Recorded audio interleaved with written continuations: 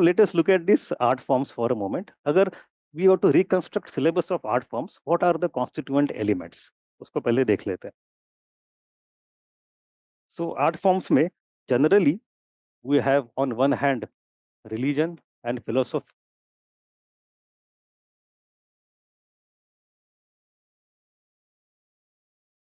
Then secondly you have visual arts. Thirdly we have literary arts. And fourthly we have performing arts.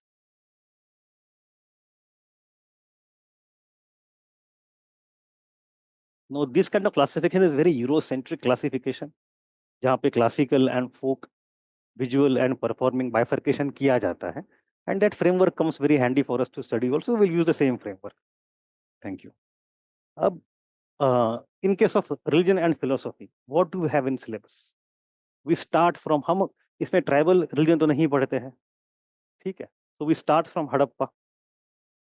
We Hadappan religion which we can glean only from archaeological remains, and we have Vedic religion which we can glean only from literature. In that we have the old Vedic religion जिसमें you focus on sacrifices etc. उसमें भी gods बदलते हुए सब कुछ है, and then we have high level philosophy, that is Upanishads. Afterwards we have the Buddhism, Jainism, and overall Nastic philosophical schools.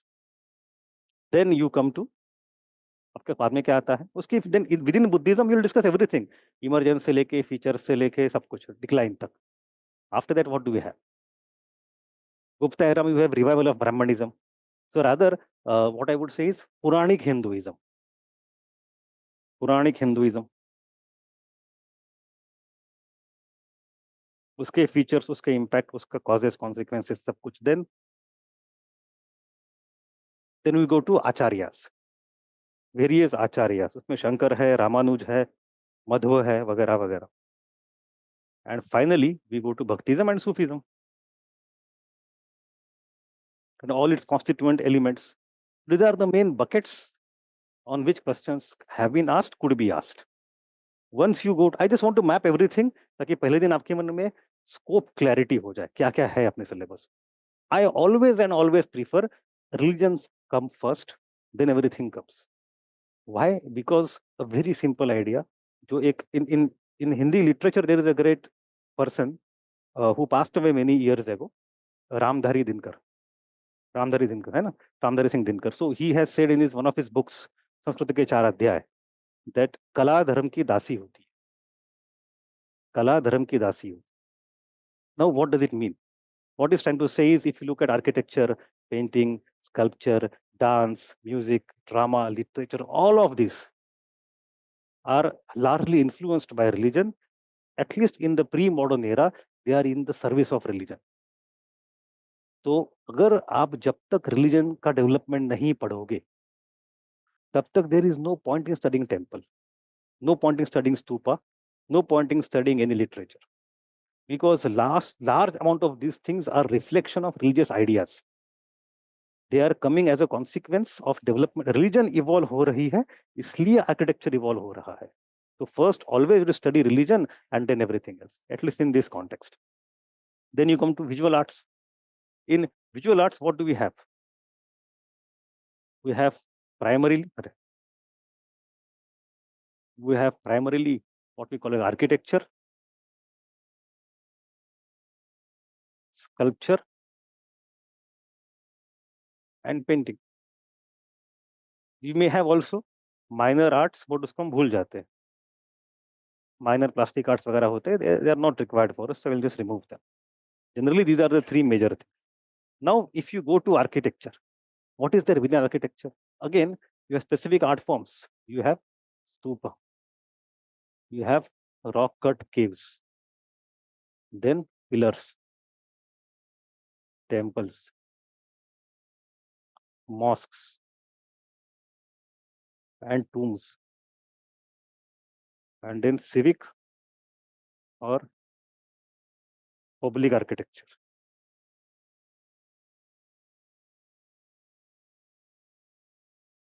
You may also have other things like landscaping और garden वगैरह, वो तो ठीक है, एक क्वेश्चन उसमें हम कर लेंगे मुगल एरा में, but those are minor things.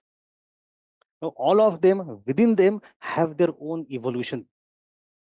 For example, if you go to rock cut caves, Barabar cave is the point of the beginning, and Kailas cave is the point of the pinnacle.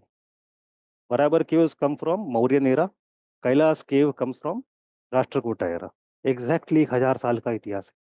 It is a 1000 years of evolution of the art form of rock cut caves. So can you identify the stages in between? Phase 1 of rock cut, phase 2 of rock cut, phase 3 of rock cut. Her phase के अपने distinct characteristics क्या है. Similarly, you go to stupas. Stupas may be pre-Buddhist, but Buddhism made them great. Then what are the features of stupas in Buddha's era? They're very simple. In Mauryan era, again very simple. The post-Mauryan era is the golden age of stupas. And we have not only the great embellishment, but also regionalization of stupa. We have different type of stupas in central India, different types of stupas in northwest, and different types in southeast. So stupa के अपने अपने phase. Similarly, all of them, temples too, we all know Nagar, Dravid, Vesar, and their own sub-phases. So all of these art forms have their own phases, own characteristics. Questions could be asked on all of them. Similarly, you go to sculpture. Again, sculpture की अपनी variety है, अपने phases है. Sculpture, for example, could be classified based on the raw material. ये बड़ा जरूरी है समझना. Raw material क्या क्या होता है? लकड़ी, you can have wood, you can have metal, some sort of metal or alloy, you can have stone and terracotta. चार अलग materials हैं. All these materials have different processes. अगर stone है, if it is stone sculpture, आप उसको छिन्नी हथौड़ा ले रहे हो, तराश रहे हो. But if it is terracotta, you are molding it. Mold is different from तराशना. ये completely different skill set है. Completely different skill होगा, अलग लोग होंगे. One person cannot do the other thing. In music ऐसे नहीं होता है. Music में एक बार स्वर ज्ञान आ गया आपको. I can play sitar, I can play guitar, I can quickly understand tabla, I can quickly go to harmonium, क्योंकि स्वर ज्ञान आ गया है मुझे. एक सुर साधे सब सुर साधे. But that is in music. In case of sculpture, it doesn't happen that way, because it is completely, आप bronze casting करते हो, terracotta molding करते हो, and लकड़ी को तराशते हो. No, these are completely different. Outcome may look similar to us as consumer of the art form, as the purveyor of art form, but for kalakar, they are very different. That is one way of categorizing. Other तरीका होता है आपका religious basis पे, Hindu sculpture, Buddhist sculpture वगैरह वगैरह. The third way could be chronological. Now, chronological में आपके sculpture के अपने मकाम है, and every stage you have different types of sculpture. Can you identify those stages? You have to do that. Likewise, you go to painting, you have main two parts. In the ancient and prehistoric era, we look at the murals, the temple or caves, the diware jo hai, paintings on that. And in the medieval time, we look at miniatures. It could be Mughal miniature, Dakhani miniature, Rajasthani miniature, or Pahadi miniature. ये चार miniature schools हम generally मानते हैं. But does it mean that in the medieval time there are no murals? बिल्कुल गलत बात है. Murals है. If you go to Kerala, you have Mattancherry Palace, beautiful murals. If you come to Madhya Pradesh, you have Datia and Orchha ke Mahal. If you go to Rajasthan, you have Bundi ka Mahal, beautiful murals. Why do you have to go to palaces? Go to jhopdis, go to huts of tribals. Warli mural to hai, Warli, aur kya hai? Right? So murals don't die out in medieval time, but our textbooks want us to focus on miniatures, so we shall do that. है ना? अब similarly, you go to literary arts. In literature also, you have variety. You can have religious literature or secular literature. You can have historic literature, history books. You may also have within religion, you can have different religions. वो तो अलग बात है ही. You may have the technical literature plus scientific literature. You may have popular plus entertaining literature. You may have foreign travelers and their literature. In different era, different forms become variously important. You should be able to, जैसे कि if I talk of for example foreign travellers, आपने notice किया है कि initial foreign travellers are all Greco Romans, right, Megasthenes हो या बाकी सारे लोग. Then once you come to Gupta era, they are mostly East Asians, Chinese, Korean etcetera. Korean भी है, योंचो वगैरह, right. And then if you come to early medieval, you have Arabs.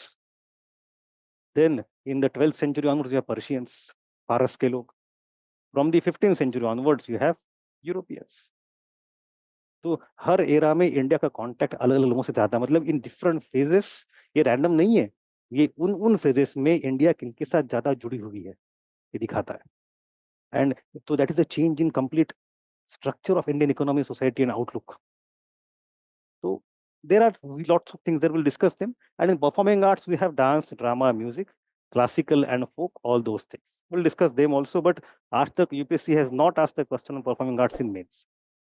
But तो उसको हम थोड़ा सा छोटे से में कर लेंगे. Majority questions come from the other two parts, three parts. This is the overall gamut of what we have to do.